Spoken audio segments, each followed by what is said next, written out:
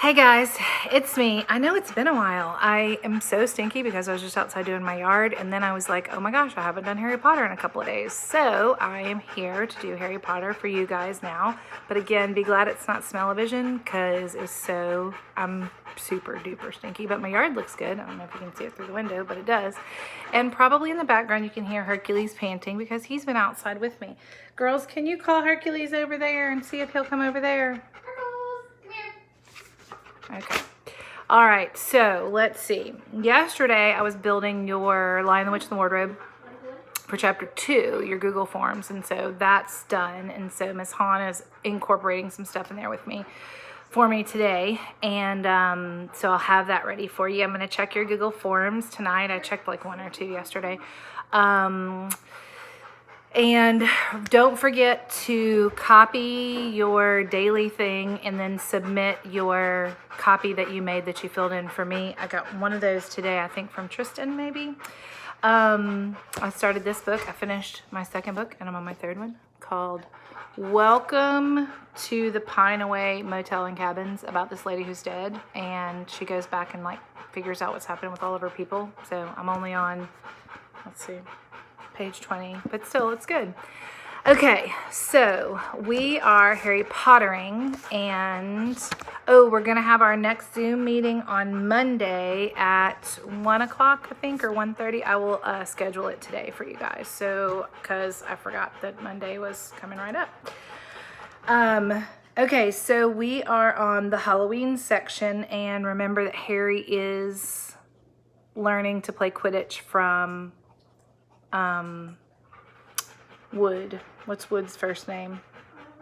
Oliver Wood? Oliver Wood? Oliver. That's our cat's name. Oliver too. I mean, not Oliver too, but just Oliver Wood. Actually, Oliver Queen, named after the Green Arrow, not Oliver Wood. Okay. So he presents the whole thing to Harry, and he's like, these are the balls, and this is what's happening, blah, blah, blah, blah, blah. And he said, well, that's it. Any questions? Harry shook his head. He understood what he had to do, all right. He was going to do it. It was doing it that was going to be a problem. So he understood what to do. It was actually doing it that's a problem, which that is actually a problem for all of us, I think. We won't practice with the snitch yet, said Wood, carefully shutting it back inside the crate. It's too dark and we might lose it. Let's try out a few of these. He pulled out of the bag ordinary golf balls out of his pocket. He pulled a bag of ordinary golf balls out of his pocket, and a few minutes later, he and Harry were up in the air.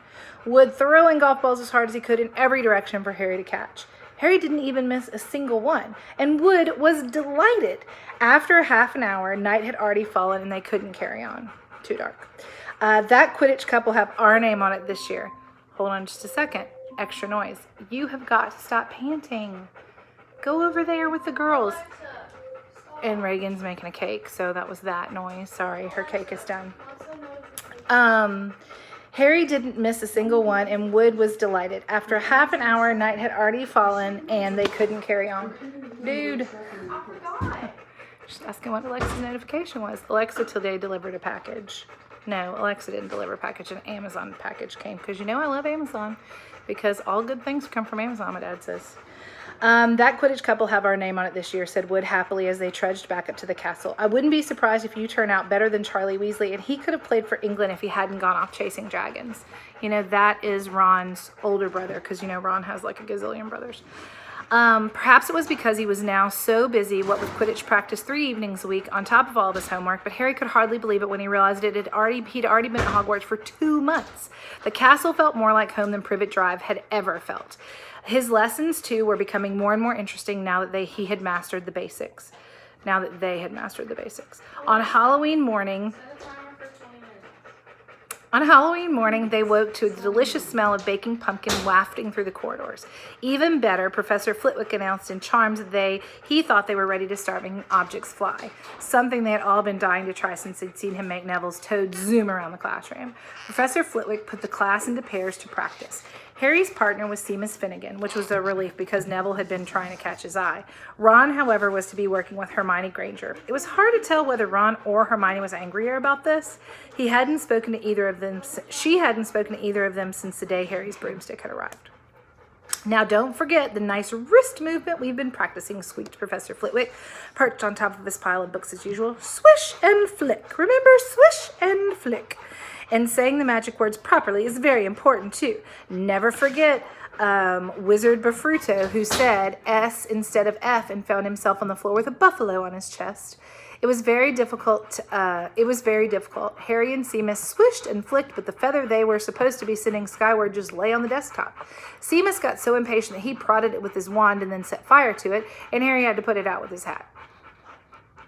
Ron at the next table wasn't having much more luck. Wingardium Levioso, he shouted, waving his long arms like a windmill. You're saying it wrong, Harry heard Hermione snap. It's Wingardium Leviosa. Make the gar nice and long. You do it then if you're so clever, Ron sneered. Hermione rolled up the sleeves of her gown, flicked her wand, and said, Wingardium Leviosa. Their feather rose off the desk and hovered about 4 feet above their heads. Oh, well done, cried Professor Flitwick, clapping. Everyone see here what Miss Granger has done.